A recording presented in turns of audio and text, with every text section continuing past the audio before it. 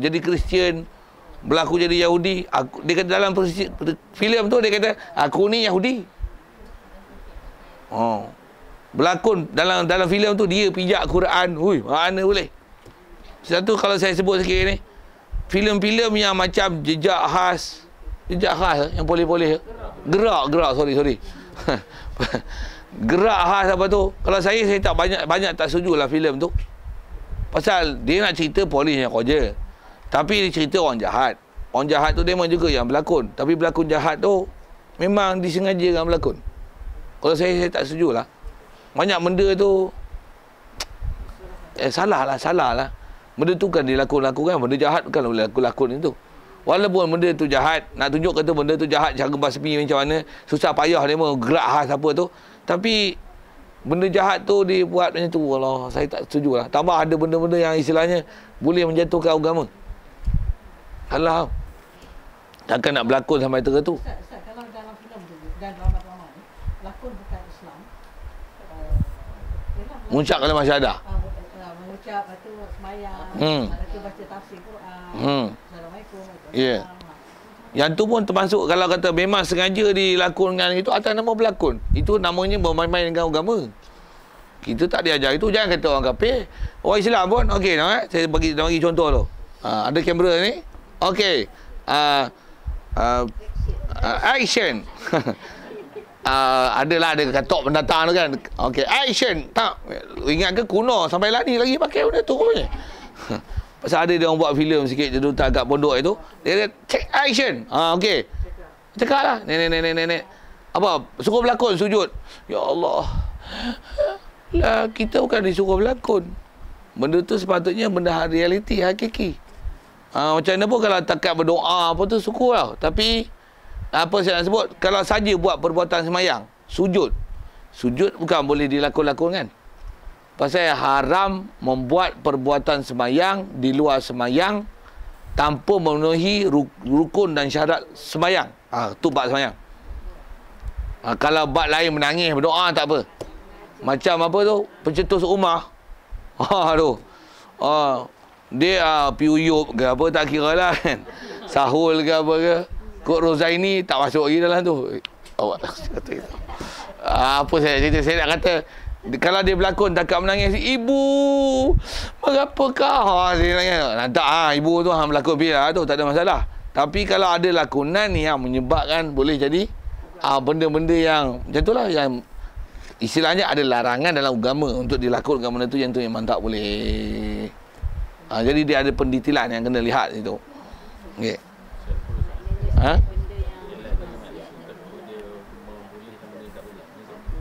Berlakon tu. Tak, dia boleh berlakon ni tu yang dia termasuk dalam larangan Rasulullah yang kata kalau main-main pun jadi betul. Pasal benda tu bukan boleh dimain-mainkan. Kalau kata Ta'ala, adakah kerana dia akan buat yang betul nanti daripada lakonan tu kan? Tengok sebenarnya berlakonnya tengok dia buat betul-betul rupanya. Bukan atas masalah tu. Tapi memang itu kaedah agama. Tak dibenarkan mempamerkan benda buruk-buruknya tu. Okey. Baik, jadi sikit alasan dia bagi kita perabian kita tu dalam bab tu kerana kata, jadi sekalipun dia sembahyang, puasa, zakat, haji dan sebagainya, kerana tiada sah mengucapnya dan sembahyangnya dan puasanya dan hajinya kerana dia menafikan wahdaniyah Allah Ta'ala pada af'al. Okey, siap. Habis sikit lagi. Adapun orang yang i'tiqad yang baru ini memberi bekas dengan kuwah. Yang satu lagi istilah yang dibahas dalam kita akidah. Benda tu beri bekas bukan dengan diri dia sendiri, tapi dengan kuwah. Kuwah ni asal bahasa kita macam tu. Kalau kita terjemah akut dengan bahasa Melayu yang ada istilah sains sikit, kuwah ni apa? Khasiat pemakanan. Itu kuwah tu. Bukan kuah sup tu bukan. Yang kata dia kuwah, kekuatan ni, daya, upaya, kekuatan, nutris kan, macam tu lah, khasiat pemakanan, aura, bobi bahasa itu. Dia kata aura tu lah yang beri bekas. Ada yang Allah Ta'ala jadikan padanya. Jadi dia taklah kata benda tu sendiri, tapi Allah yang bagi jadi. Tapi Seolah-olah benda tu, aura tu, khasiat tu, apa lagi nutrition tu, khasiat pemakanan tu, itulah yang mengefekkan. Ada gangguan juga akidah, dia tak direct ke Allah Ta'ala.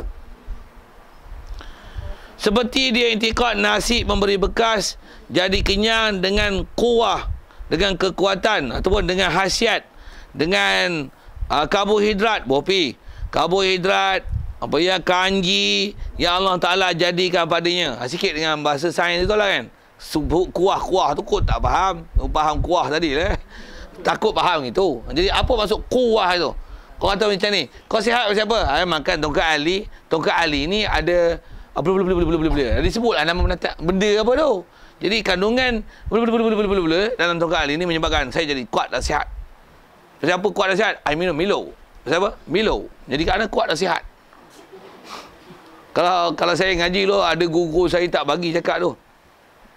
Memang kita dengar elan zaman dulu, kan ada lagu macam ni, Milo kan.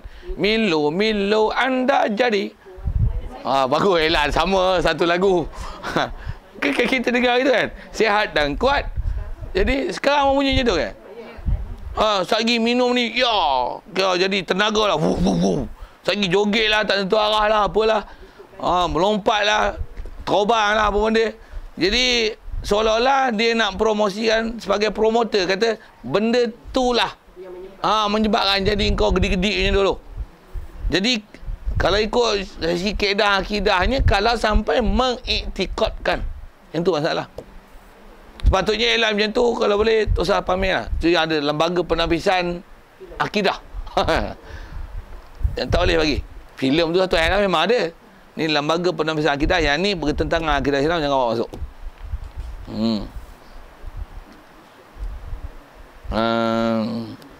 Maka orang itu, kata dia, kalau dia iktikad macam tu, orang itu berdosa besar. Bab ni dia berdosa besar, lagi fasik. Tiada kafir atas kaul yang mutamat. Pendapat paling kuat kata tak jadi kafir, tapi fasik. Pasal apa? Tak mengaji, cuai, bahkan boleh bahasa kasar ni bodoh. Awak duk iktikad yang tu. Pasal jangan, kalau saya sebut ini, doktor yang pakar dalam bab sains, yang mengkaji dalam bab nutrition, khasiat-khasiat pemakanan ni pun, dia pun kata apa saja khasiat yang ada dalam makanan kita lah, apa-apalah, sama ada yang dulu punya maklumat ataupun yang terkini dengan bahasa-bahasa saintifik ya. Mereka pun kata kebolehan dan keberangkalian benda itu untuk jadi efektor kepada jasad kita 50-50.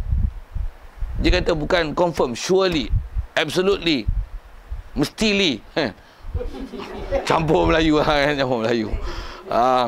Tak ada doktor yang cakap itu. Satu doktor yang profesional dalam bidang tu, dia tak cakap macam mana orang bodoh cakap tu. Hatta orang bodoh tu orang Melayu yang bodoh dalam bab iktikad. Dia baik Melayu, baik Cina, KP, profesional dalam bidang perubatan, tapi dia sebut dalam bab ubat dan nutris tepat dengan kita. Doktor kata apa? This is what we can do. For us, this is the best what we can. But the cure is from Allah. The God do the cure. Orang kafir cakap itu Tapi doktor profesional lah, doktor pakar, doktor bengok lah. If I tak ada, you sudah mati lama tau. Itu bodohnya. Itu tak profesional. Kalau profesional macam mana? I just do my work. I try my best. The true thing do apa is Allah, is the God, the true God. He is the one that do all that. Nothing to me. So don't thank me lah. Thank Allah, thank your God lah. Best akidah. Kapih cakap itu. Orang Melayu macam mana? Tolonglah doktor. Doktor tak ada kalau saya tak tahulah anak saya jadi apa. Tolonglah doktor. Ni masalah kita ni. Jadi apa saya nak sebut ialah khususnya tentang kuah itu, tentang khasiat nutris tu, memang doktor pakar cakap itu. Jadi kita pasal tak pakar tu, kita tak faham tu, kita duk iktikad benda tu yang memberikan mudarat ataupun manfaat, memberikan efektor, menyebabkan jadi penyebab memberikan mudarat ataupun manfaat pada sesuatu. Macam mana pun jaga sikit. Janganlah pula di atas kaedah itu ambil benda-benda mudarat, makan. Masa yang sama iktikad, kalau orang Ta'ala kata tak mudarat juga. Salah juga tu. Katalah dia memang kecil manis, memang doktor tak bagi makan benda-benda macam ni. Dia kata kalau nak sakit juga. Kadang-kadang tak makan pun sakit. Makan je lah, niat jadi ubat. Tak betul lah. Tak betul. Tak betul. Itu istilahnya mencampak diri dalam kebinasaan. Memanglah salah mengiktikadkan benda tu yang mudarat. Tapi salah engkau melanggar peraturan sabab-musabab. Kalau gitu kata gini, kau naik bangunan 40 tingkat, kau terjun, siapa pergi mati? Allah naik lompat tengok. Oh, matilah. Pandai lah, matilah. Yang ni pasal apa? Tak mau berpantang. Kenapa boleh langgar? Kenapa langgar disiplin? Macam mana pun murtad ke langgar? Tak. Tapi fasik. Istilahnya kalau hukum dia tahu benda tu memang sebab binasa, dia buat kononnya di atas itikad Allah yang bagi mudarat. Tengok-tengok dia buat benda yang merosakkan diri dia. Hukum fasik, hukum bunuh diri. Tambah pula mengakibatkan mati, hukum bunuh diri. Macam orang naik bangunan tinggi 40 tingkat, kata dia aku nak test. Aku ada itikad Allah ke bagi mudarat ke jatuh bangunan bagi mudarat. Aku yakin Allah bagi mudarat. Terjun 40 tingkat. Mampu itu patah apa? Macam mana? Mati. Hukum makan benda mudarat tu. Hukum membunuh diri. Hukum bunuh diri. Macam rokok lah. Ya, betul lah kan. Race tu. Apa saja yang istilahnya dia tahu benda tu salah mudarat, tapi dia buat, dia berpegang buat benda mudarat tu seolah-olah di atas intikad kalau Allah Ta'ala pelihara tak jadi apa. Allah yang bagi mudarat. Waktu motor laju 280. Tak ada brek, lampu tak ada. Menerap atas motor. Baik. Bunuh diri namanya. Rokok sehari sampai 4 kotak. Mampu. Tak mampu lagi pun duk sihat lebih pada orang yang tak isap rokok je katanya. Macam mana tu? Tak betul akidah fasik. Itu istilahnya kena gurur, istidrak. Kepala otak dia ada benda yang tersilap faham tu. Jadi walaupun ada akidah betul tu, tapi tak matching, tak tepik. Orang kata tak relate dengan hukum sabab musabab yang sepatutnya dibuat. Salah tu. Salah. Dia istilahnya sesat dari sisi sudut usaha dan ikhtiar. Tak betul.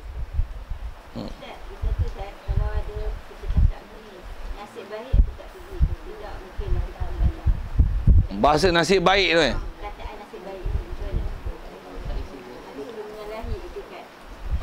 Cuma itulah, adakah menyalahi nasib baik aku tak pergi. Kaedah kita tak diajar cakap bahasa nasib-nasib tu. Bahasa kalau tu satu lagi.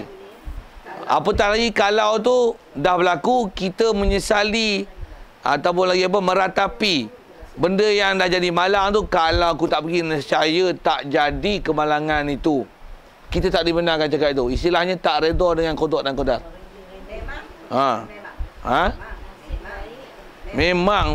Memang pun gitu. Tu pun bukan bahasa diajar dengan syarak macam tu. Memang pun kan. Memang patut pun gitu. Tak diajar lah dengan bahasa gitu.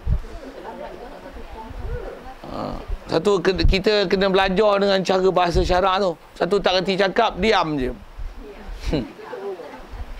Kalau cakap, boleh ke cakap macam ni, salah tak? Tak tahu, diam. Lagi baik. Tak, memang Rasulullah ajar gitu kan.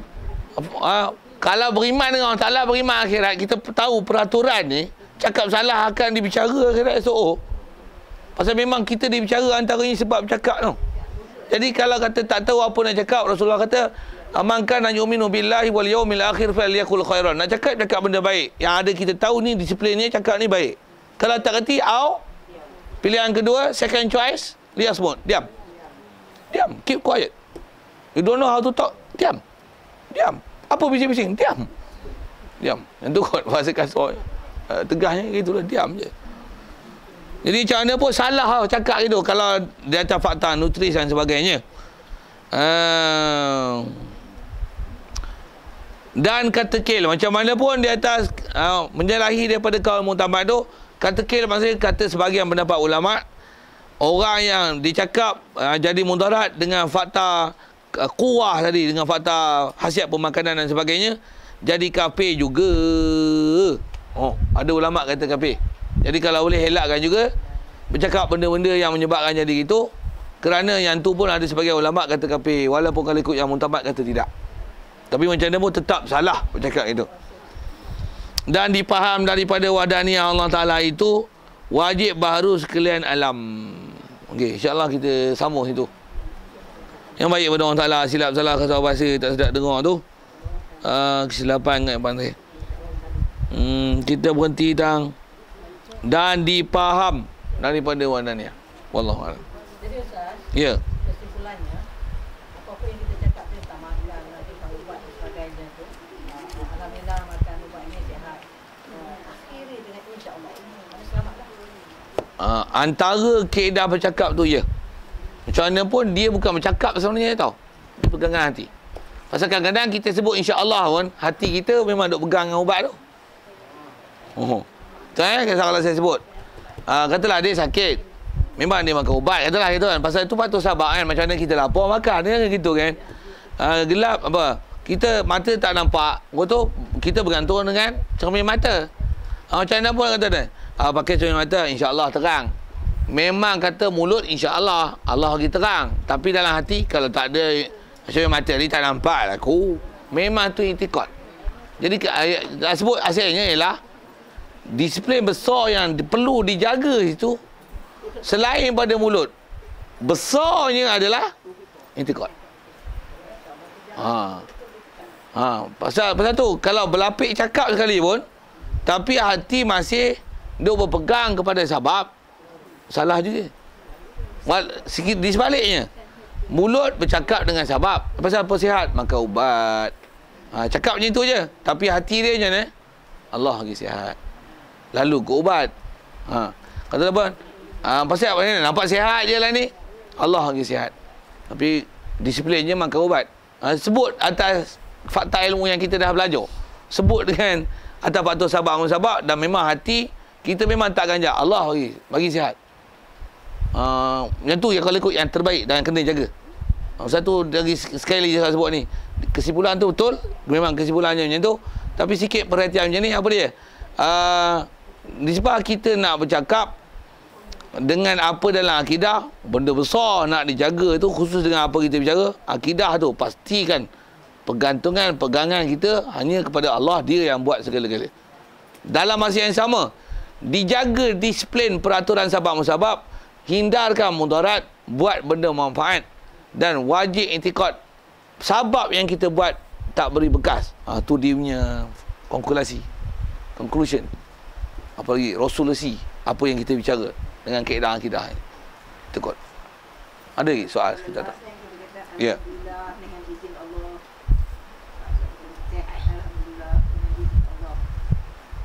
Alhamdulillah dengan izin Allah. Macam mana pun dari segi cakap tu betul, bagus. Macam mana pun benda besar dia i'tikad tu lah. I'tikad. Macam mana pun dengan izin Allah tu, saya nak sebut tu pasal kita kadang-kadang dah biasa dengan perkataan izin tu. Dan izin ni kadang-kadang kita borong semua benda baik tak baik pun dengan izin juga. Tahu apa nak sebut misal. Kalau benda baik kita cakap berlaku dengan izin Allah tak ada masalah. Tapi kadang-kadang benda buruk pun ada orang kata tu pun takkan berlaku melainkan dengan izin Allah. Tu masalah lah tu. Seolah-olah orang Ta'ala merestui perkara tu. Katalah berlaku ke dia mencuri. Dengar orang duk bising-bising apa? Duk bising-bising apa? Semua tu berlaku dengan izin Allah. Seolah-olah dia faham Allah Ta'ala mengizinkan perkara tu. Izin dengan mana redha. Ada juga masalah itu. Sikitlah kalau saya sambungkan macam tu kan. Tapi kalau benda yang baik memang tak ada masalah cakap. Tapi kalau benda buruk pun dia kata berlaku dengan izin Allah atas nak merestui benda yang tak baik tu. Tu tak kena. Tu menyalahi peraturan bercakap. Pasal kita tak boleh mengatakan ada redha Allah Ta'ala pada benda-benda yang salah dengan syariat. Bismillahirrahmanirrahim. Allahumma nawwir qulubana min nur hidayatika kama nawwartal arda min nur syamsika wa lana abada bi rahmatika ya arhamar rahimin. warzuqna fahman nabiyyin wa hifdzal mursalin wa ilhamal malaikatil muqarrabin wa sallim tasliman ala jami'il anbiya'i wal mursalin walhamdulillahi rabbil alamin. Assalamualaikum warahmatullahi wabarakatuh.